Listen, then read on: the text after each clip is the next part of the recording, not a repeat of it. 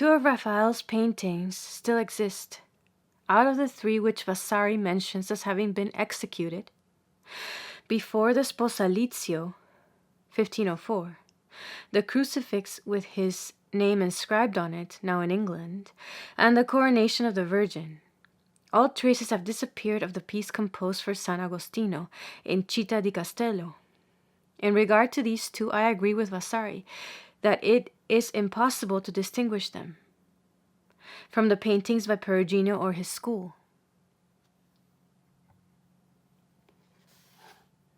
Concerning the coronation of the Virgin, which may have been painted in or about the year 1503, facts, however, have come to light which are of a puzzling nature and show how little we really know about Raphael's apprenticeship.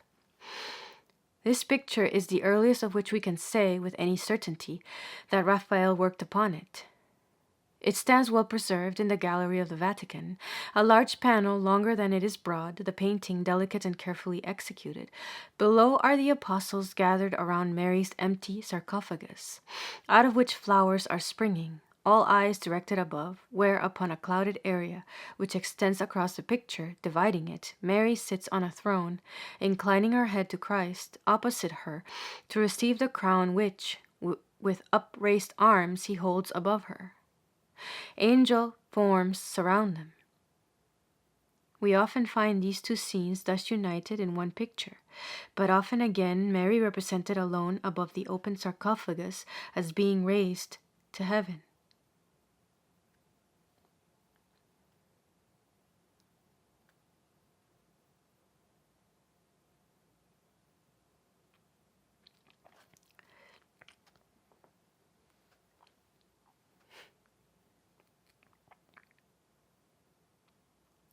In a work of this kind, we cannot blame the artist for combining two separate actions, the one below and the other above. We must study each scene by itself and think of the combination as desired by the person who had ordered the painting.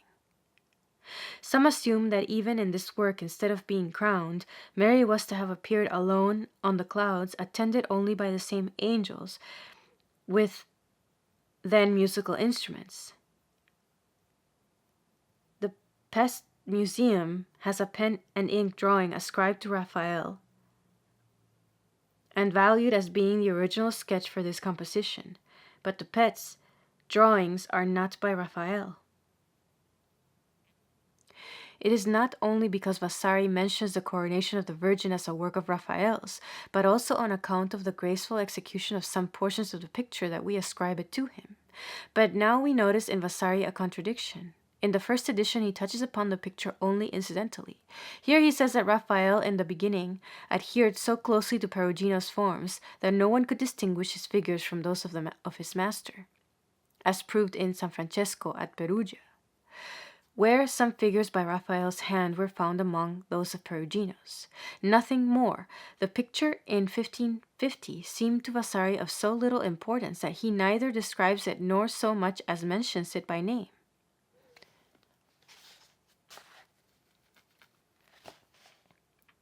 In the second edition, he is more explicit.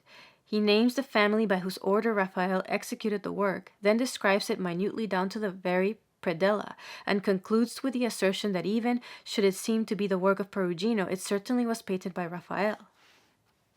Added to this, a lost letter of Raphael's has later come to light, in which he gives vent to his joy at receiving this commission.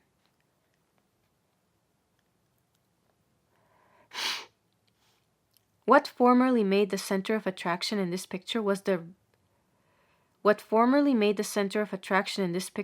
belief that Raphael had given a portrait of himself in one of the apostles, an hypothesis which Passavant warmly espouses.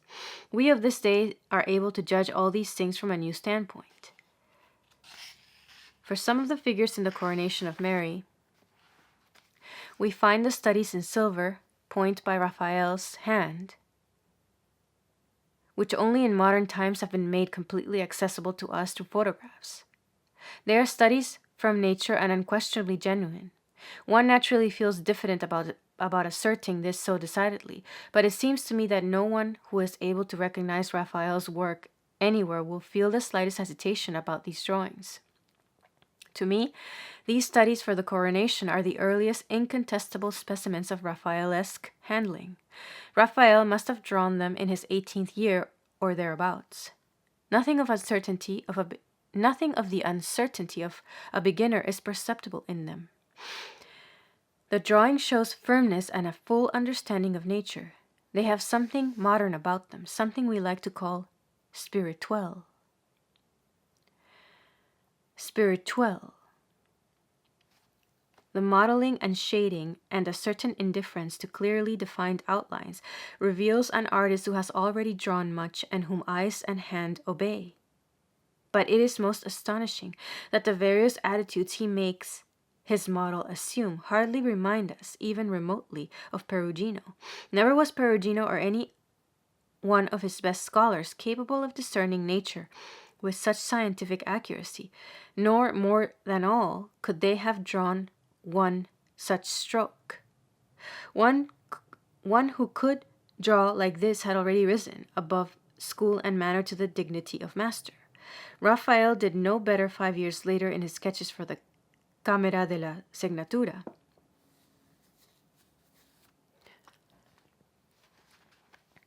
But now let us examine the figures in the coronation of the Virgin, as the picture stands in the Vatican, to which these silver point drawings are said to have formed the preparatory studies. The first is one of the upper figures, an angel playing. The second is the head of this same angel, with the hand holding the bow. The third, the head of the Apostle Thomas, in the middle of the group below, with the hands holding the girdle of the Virgin, which has fallen from heaven. For, according to the legend, Thomas also doubted the Assumption of Mary, and she threw her girdle down to him from the clouds. The excellent photographs of the picture, and the equally excellent ones of the silver point studies, now enable us to judge with certainty. There is nothing in the painted picture which betrays the use of these crayon studies of Raphael's. Pretty, dainty, and affected, in attitude and facial expression, in the action of the hands and fall of the draperies. These figures, as seen in the painting, differ so little from the rest in outline, modeling, and color, that no one would suspect the hand of an assistant, and certainly not that of Raphael. We ask for what purpose Raphael drew these studies, and farther, were they at the command of whoever executed the figures in question in the painting? Formerly, I knew only the studies for the Apostle Thomas, and believed myself justified in assuming that Raphael felt compelled to follow Perugino because his public was thoroughly accustomed to his style. And, though he had drawn his sketches from nature, with brush in hand, felt he must work so that his patrons should discover no difference between his painting and that of Perugino's. Now, however, that the designs for the musical angel have been published, this explanation no longer suffices. Why, if Raphael adhered so closely to Perugino, did he work after nature at all? Why take so much pains to draw these figures according to the living model, when a blind repetition of the forms of his master would have made the work so much easier? The painting Vasari speaks of before the Sposalizio, the crucifix now in England with Raphael's name upon it, shows likewise Peruginesque figures with all their affected peculiarities. Here we know nothing of any studies from nature. It is quite possible they may have been lost, but Lermoliev has called attention to and proved the original by Perugino, from which the single figures in this composition were copied. Why did Raphael proceed otherwise in the coronation of Mary? Why are the studies so full of life and the painting itself in comparison so dead? This question revolves about certain details which are at present incomprehensible. The angel is playing on the violin. In the studies we find a firm, correct position of the fingers, hands which guide the bow and press the strings. In the painted picture, on the contrary, are strained, characterless fingers without power or grasp.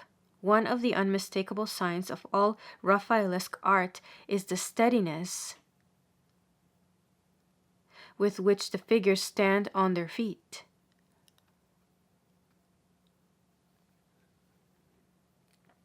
Thus we see the angel in the drawing in a firm, natural pose, whilst in the painting it appears upon the clouds with a kind of mincing air and gait. Compare the hands of the Apostle Thomas in the painting and in the drawing. How lifelike the action in the latter! And so with all the rest wherever we make the comparison. I do not know how to account for this. But now that we have these crayon studies side by side with the painted coronation of Mary, farther conclusions as to Raphael's apprenticeship under Perugino suggest themselves, which seem to me incontrovertible. There is a considerable number of pictures and drawings ascribed to Raphael, assumed to belong to his first Peruginesque period. To these belong the greater part of the Raphael Madonnas in the Berlin Gallery. They are awarded to Raphael and denied to Perugino, as being too refined, too warm and loving, too innocent and good for the latter. It was thought only a youthful hand could have created them. In consonance with these notions and going still deeper, men next discovered portions of the works by Perugino which they said must have been done by Raphael. In the frescoes of the Cambio at Perugia, there are some things which, according to the belief of enthusiasts, could have been painted by none other than Raphael. From this time on, it seems to me, such opinions must be discarded. The crayon studies for the coronation of Mary prove that if Raphael did assert his individuality in Perugino's workshop, it was not done by trying to exceed the master in his peculiar style of overwrought sweetness, but by looking straight at nature herself, and representing her as she was, and as his eyes discerned her. Somewhere about the same time in which the silver point studies were made, we have farther studies for a second coronation of the Virgin, undertaken a little later, finished only after his death by his scholars. These drawings, likewise done with silver point, corresponding conception and treatment to the studies for the coronation in the Vatican, and show Raphael wholly freed from the manner of Perugino. Here, too, he brings out in a masterly way the essential parts, and merely indicates what, as being the momentary aim of the studies, is only of secondary importance. We observe how well the joints are defined, how the hands seem fairly to grasp, and how firmly the figures stand on their feet. Likewise for the fresco in San Severo, which remained unfinished when Raphael in 1505 left Perugia, not to return as it proved. We have a study which belongs to the same category with those which have been discussed. Nothing therefore remains for us, with these drawings before us, but to refuse to acknowledge Raphael as the author of most of the things attributed to him in this epoch. For example, until now a pen and ink drawing of an Annunciation for the predella to the first coronation of Mary passed without question for Raphael's. But compared with these crayon studies for Thomas and the violin-playing angel, it loses all pretension to Raphael's work. How great the number of pictures and drawings which, tested from this point of view, are to be rejected, Passavant's catalogue of the works shows. I make but one exception, viz., in the case of the so-called Venetian sketchbook of almost 100 pages, in which, however, we see no studies from nature, but copies of foreign productions made during Raphael's apprenticeship. Among the youthful productions ascribed by Passavant and other modern biographers to Raphael, there are exquisitely refined and delicate paintings whose origin up to this time no one has ever doubted, myself included. The Madonna Conestabile in St. Petersburg, the Terra Nuova in the Berlin Gallery, and others. From all works of doubtful origin, let us now turn aside and allow Raphael to emerge from obscurity with his Sposalizio as a finished painter in 1504. The picture itself strikes us almost like a sudden apparition, inasmuch as no studies for it are extant.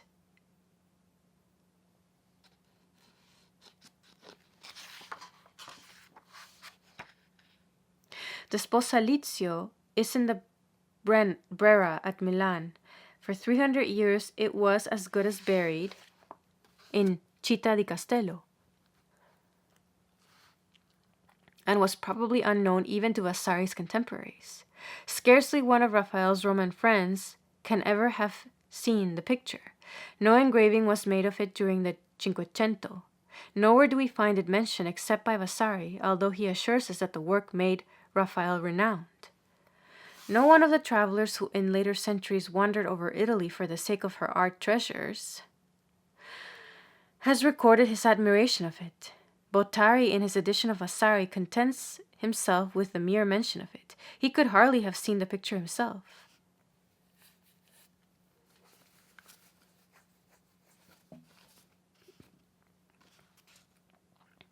It was only after the French had carried it to Paris, cleaned it and returned it in 1817 that the work began to take its proper rank. Today, innumerable people have seen and criticized the picture in Milan. Through excellent engravings and in recent days by photographs, it has been spread over the civilized globe. Next to the Sistine Madonna, it may be considered Raphael's most popular work. In the figures of this composition, we recognize types of all the different ages of man, which allow everyone who stands before it, whether young or old, to feel as if the artist had been the confidant of all the thoughts and feelings appropriate to his period of life. Let me conjure before the imagination of my readers these forms. Upon the open space in front of a temple which rises in the background, the marriage is being solemnized.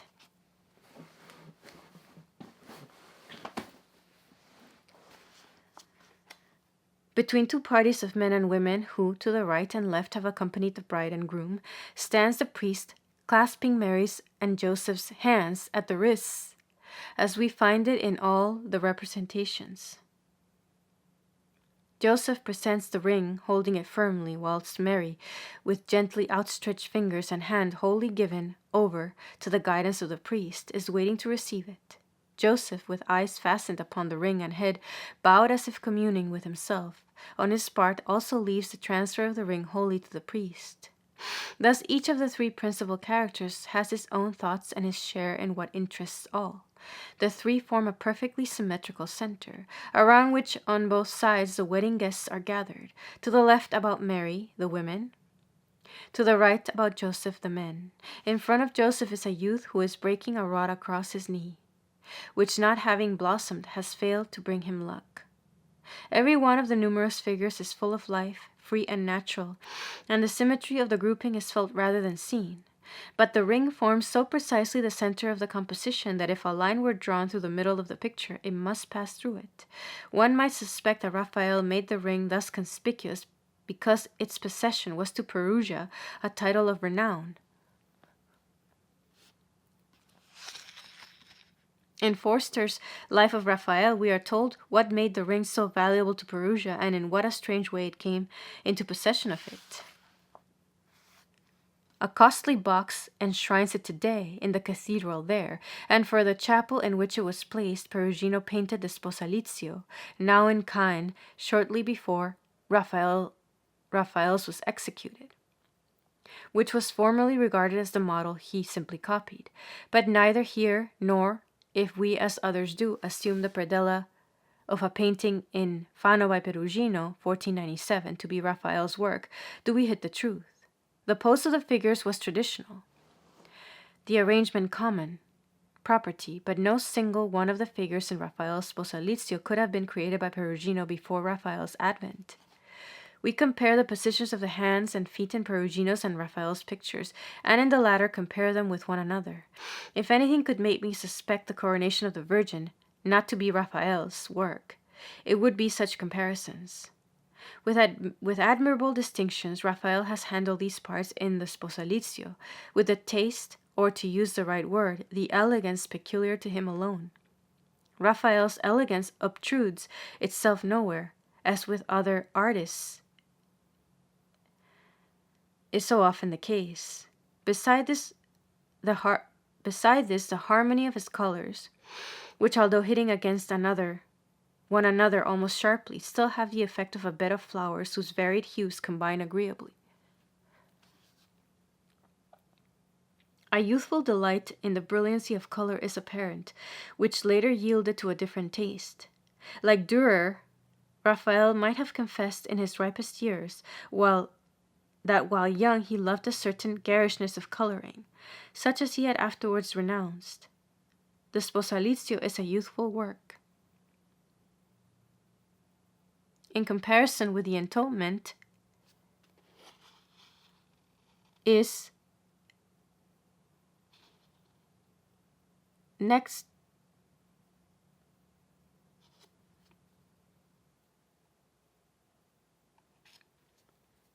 in comparison with the atonement, is next seem like a juvenile effort.